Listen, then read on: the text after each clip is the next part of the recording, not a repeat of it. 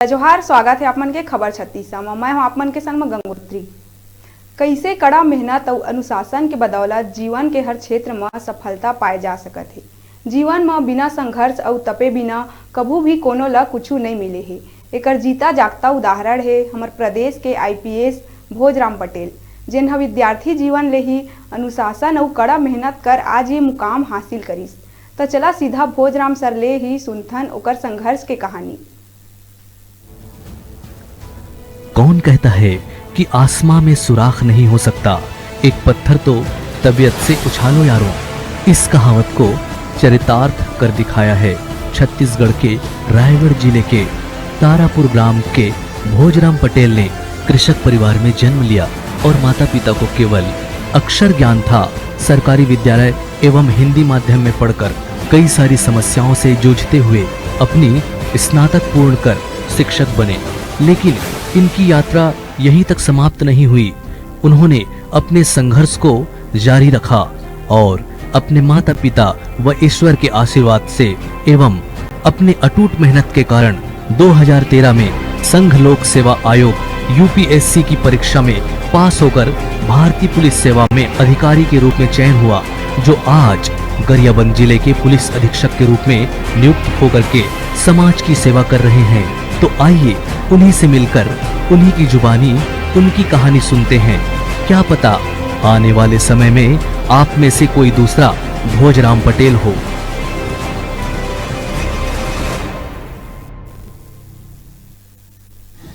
मेरे प्यारे बच्चों, आप सबको एक बार फिर से गुड मॉर्निंग।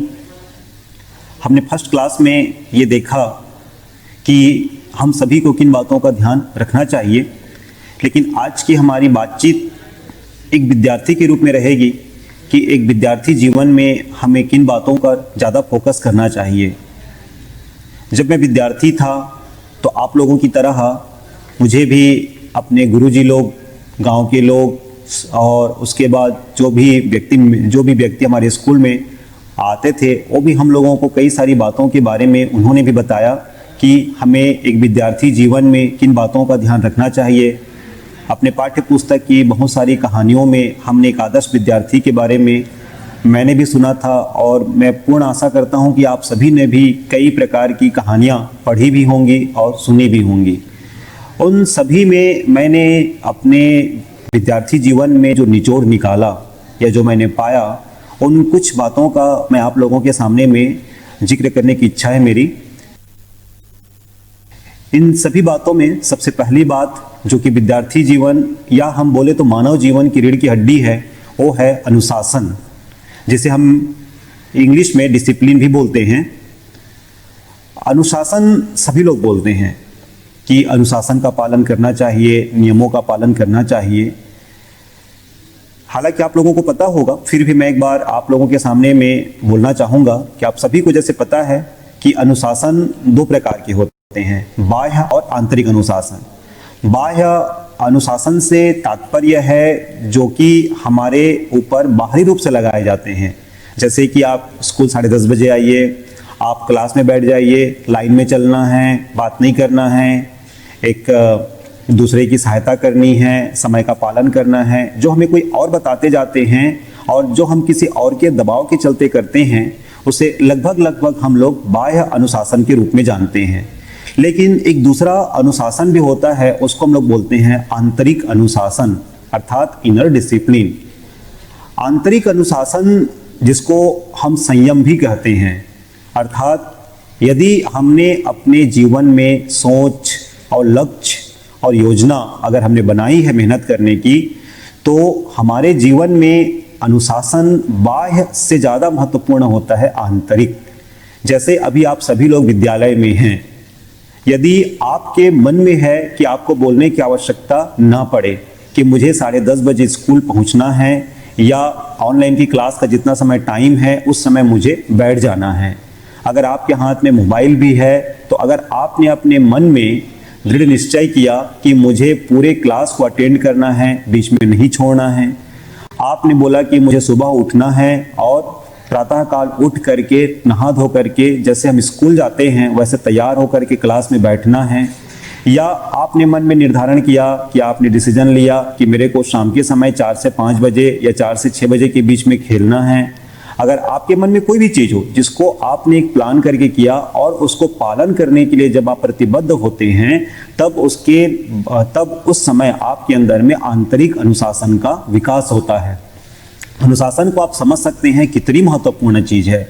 स्वयं आप समझ सकते हैं कि जो आपके आसपास की प्रकृति दिखाई देती है, आप इसके अनुशासन को देखिए। एक समय ठंड होती है जिसमें हम गर्म कपड़े पहनते हैं, एक समय गर्मी पड़ती है जिसमें हम पतले कपड़े पहनते हैं और हवा के नीचे बैठते हैं, एक समय बारिश होती है जिस समय ना ठंड होती है न गर्मी होती है। अर्थात प्रकृति ने भी अपने आप को कितना सुंदर अनुशासन में बांध के रखा है। आप खुद ही कल्पना करो कि प्रकृति जब चाहे बारिश हो जाती, जब चाहे गर्मी पड़ जाती, जब चाहे ठंड पड़ जाती तो हमें कितना दिक्कत होता, क्योंकि बारिश के बाद में यदि तुरंत दूसरे दिन गर्मी पड़ जाती और तीसरे दिन ठंड पड़ जाती तो हमारा जीवन कितना कठिन होता। और जो अन्न हम खाते हैं, जो प्रकृति से उत्पाद प्राप्त होते हैं, कहाँ से प्राप्त होते। अनुशासन का और हम आप प्रत्यक्ष रूप से जो उदाहरण देखना चाहेंगे तो आप जवानों में देखिए, आप हमारे फौज के जवानों में, सुरक्षा बलों के जवानों में, पुलिस में देखिए अनुशासन का कितना महत्व होता है। सब एक जैसे यूनिफॉर्म पहनते हैं, सब लोगों के लिए टाइमिंग महत्वपूर्ण होता है, क्योंकि अगर वो अनुशासन का पालन नहीं करेंगे तो इतनी बड़ी संख्या में जो हमारे सुरक्षा बल रहते हैं वह एक साथ संगठित होकर के काम नहीं कर पाएंगे। तो इसीलिए अनुशासन अति महत्वपूर्ण है और ये अनुशासन हमें अचानक अपने को प्राप्त नहीं होता। इसकी बीज अगर अपने विद्यार्थी जीवन में पड़ जाए तो यही वृक्ष बनते जाता है और हमारे जीवन में फल देता है।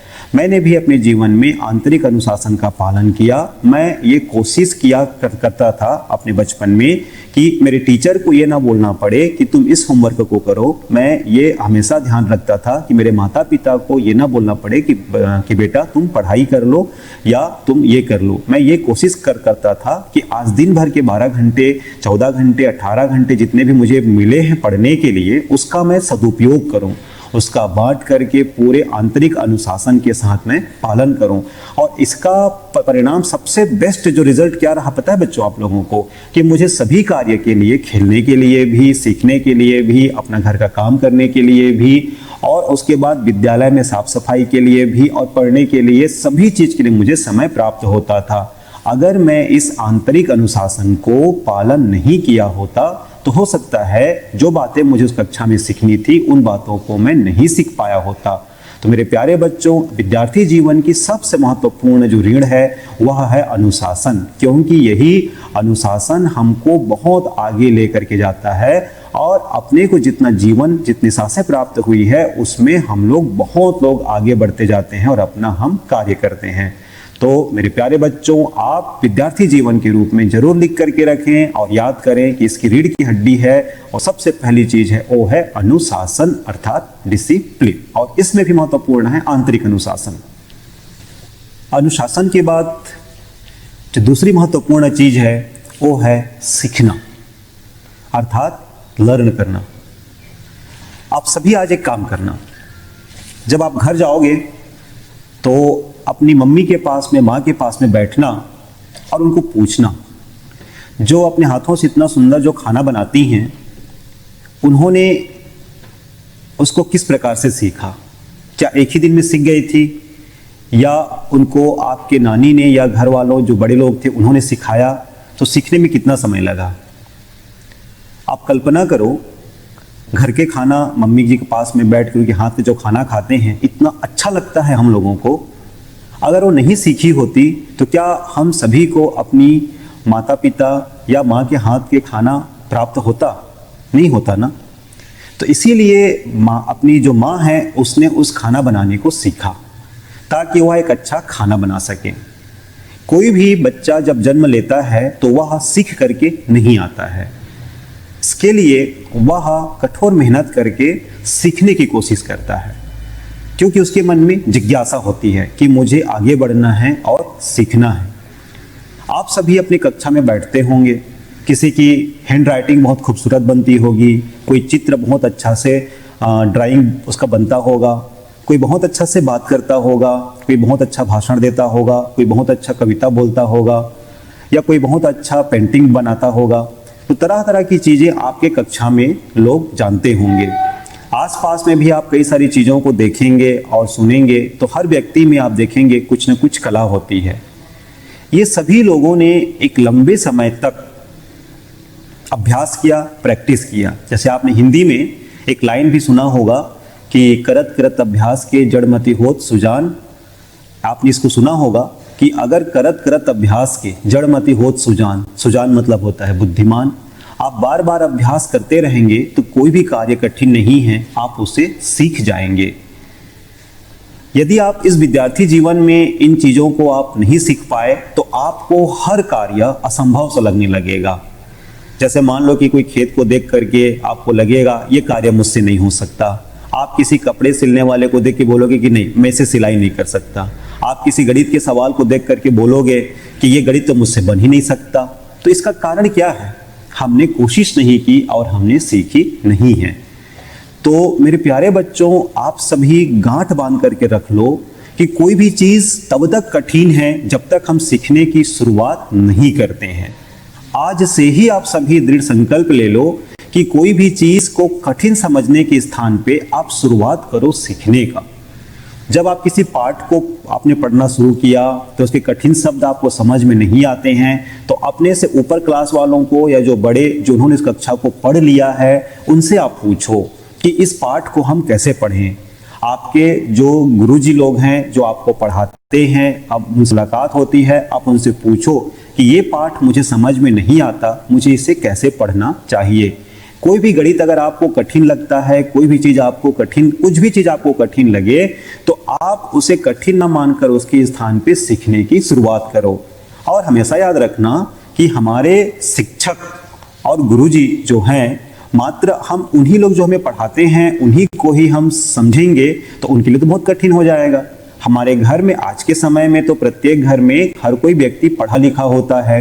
हमारे शासन की, सरकार की इतनी अच्छी स्कीम्स हैं कि आज शिक्षा लगभग सभी को प्राप्त होता है, सभी पढ़े लिखे होते हैं, हर गांव में पढ़े लिखे लोग होते हैं, हर मोहल्ले में होते हैं। तो आप सभी उनके पास में जा करके आप उनको सीखें, क्योंकि यदि आप उन चीज़ों को नहीं सीख पाएंगे तो आपके लिए बहुत बड़ा दिक्कत हो जाएगा। तो आप सभी मन में ये दृढ़ संकल्प कर लें कि आज से आप सीखना शुरू करेंगे, ना कि उसके स्थान पर आप ये कहना शुरू करेंगे कि ये कठिन है। एकलव्य की एग्जाम्पल सबको याद है ना। एकलव्य को गुरुजी नहीं मिले थे, लेकिन उन्होंने द्रोणाचार्य जी की मूर्ति बना करके उन्होंने ही अपना प्रयास करना शुरू किया, सीखना शुरू किया और इतने बड़े धनुर्धारी वो बने। और पता है ना कि वहीं से उन्होंने कहा था कि अभ्यास ही गुरु है। अर्थात गुरु मतलब सबसे बड़ा चीज है अभ्यास या प्रैक्टिस। तो हमें, चाहे मैं हूं चाहे आप हूं, आज मैं भी हर दिन चीज़ों को सीखने की कोशिश करता हूं, क्योंकि जब तक हम सीखेंगे तब तक हम आगे बढ़ते रहेंगे। और यदि हम नहीं सीखेंगे तो हम रुक जाएंगे और हमें जंक लग जाएगा।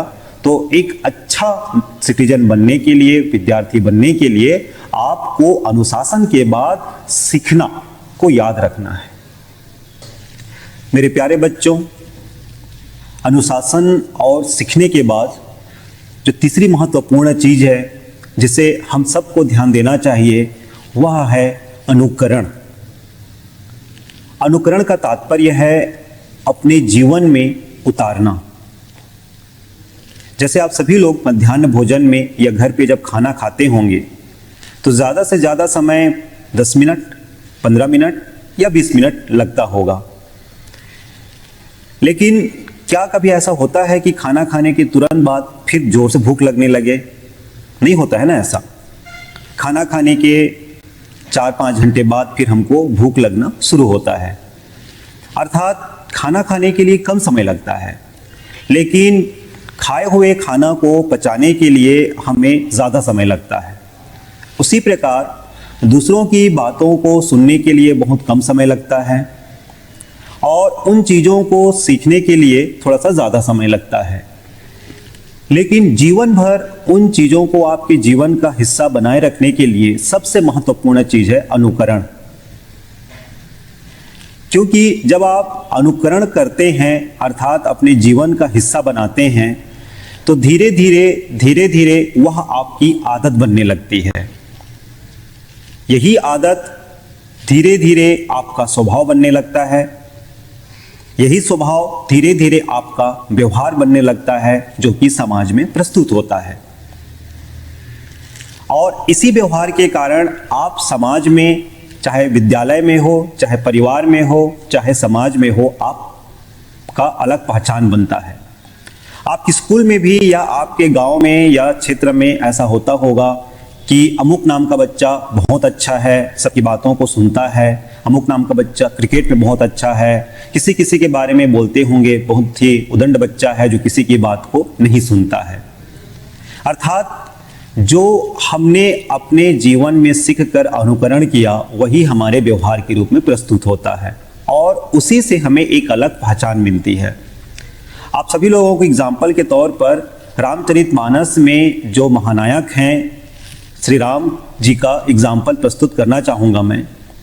उन्होंने अपने गुरुकुल में जिन सद्गुणों को सीखा, उन्हीं सद्गुणों को उन्होंने अपने जीवन में उतारा और वह इतने बड़े व्यक्तित्व बने जिनकी आज हम पूजा सभी जगह, सभी के घरों में रामचरितमानस रखी हुई होती है और उनकी पूजा होती है।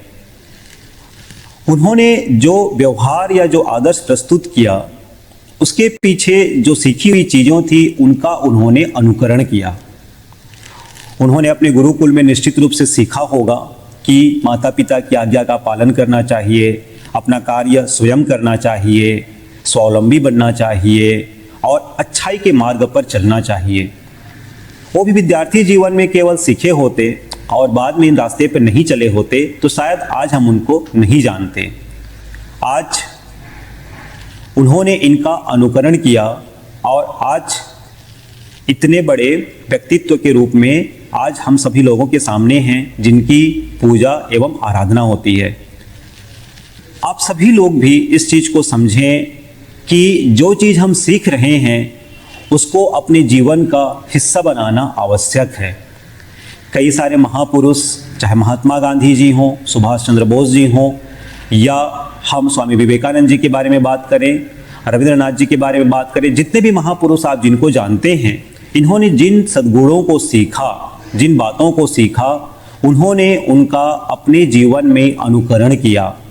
अनुकरण करने के बाद ही वो समाज के लिए उपयोगी बने और आज एक अच्छा समाज बनाने की दिशा में उन्होंने कार्य किया।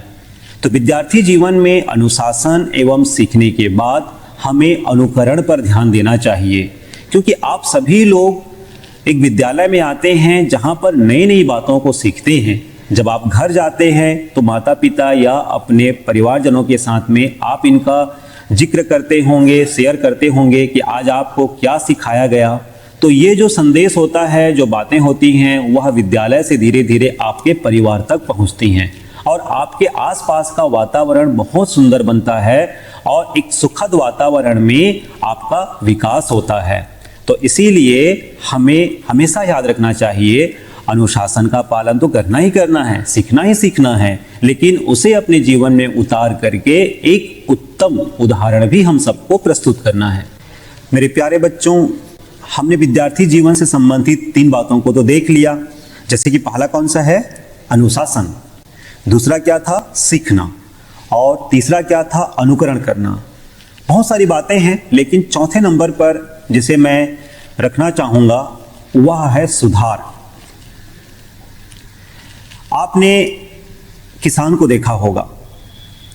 किसान जमीन में धान की बुआई करता है, घास निकालता है और फसल धान उत्पन्न करता है, जिसे बाद में हम चावल और भात के रूप में हम लोग खाना खाते हैं। हर बार जब वो फसल लगाने की कोशिश करता है तो हर बार वह सुधार लाता है, कोशिश करता है कि इस बार जमीन अच्छा हो।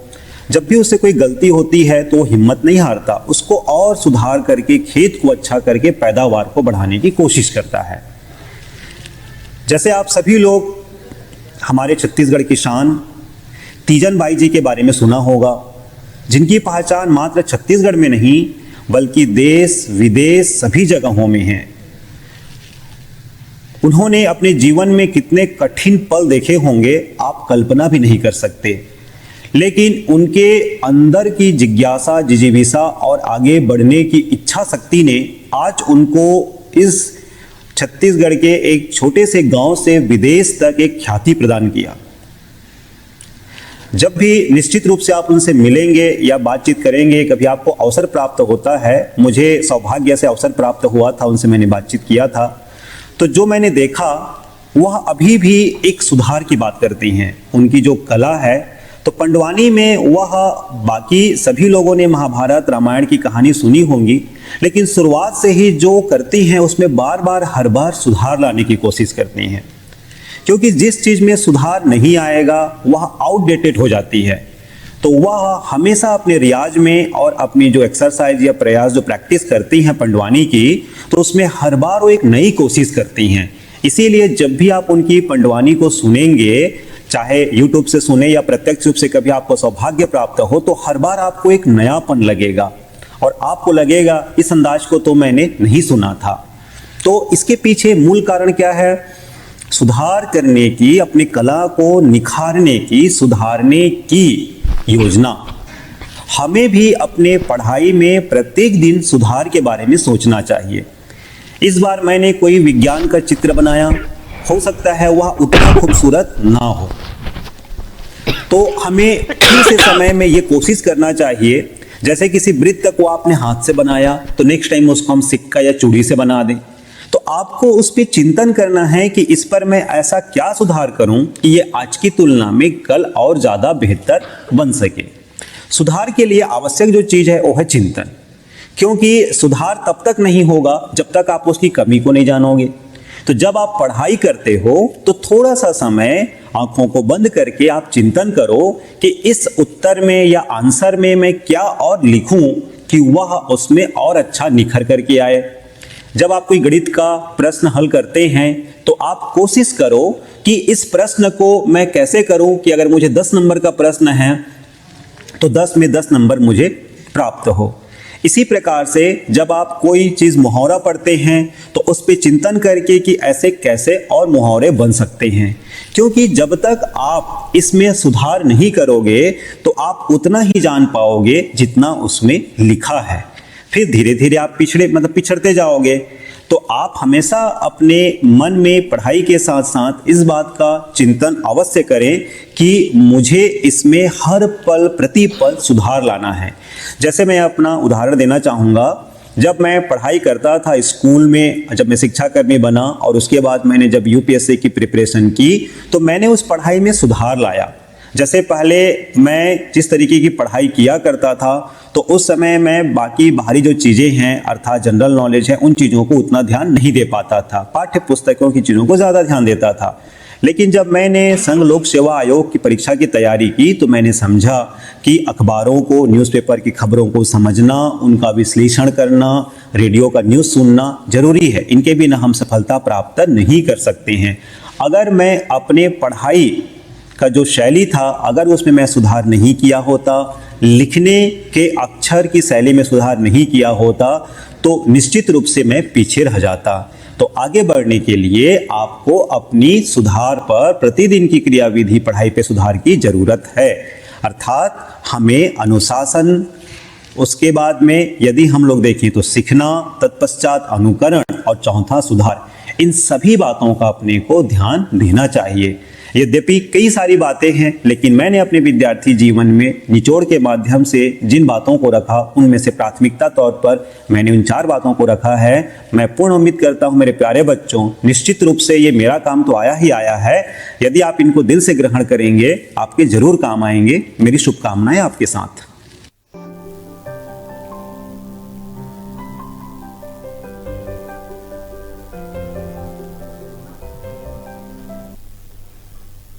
रुका था एक ब्रेक लेहे बार आप मन देखत रहा आप मन के अपन चैनल न्यूज़ 36 लाइव छत्तीसगढ़ की आवाज़।